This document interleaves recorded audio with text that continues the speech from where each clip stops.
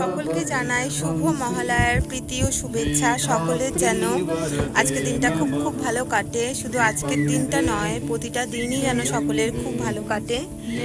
আর আজকেই হলো দেবী পক্ষের সূচনা। আর আমরা আশা রাখবো যেন আমাদের বাস্তব জীবনের অসুরকেও দেবী বধ করতে পারে। তো আজকে আমরা বেরিয়েছি, আর এই যে এই জায়গাটা ভীষণ সুন্দর লাগছে।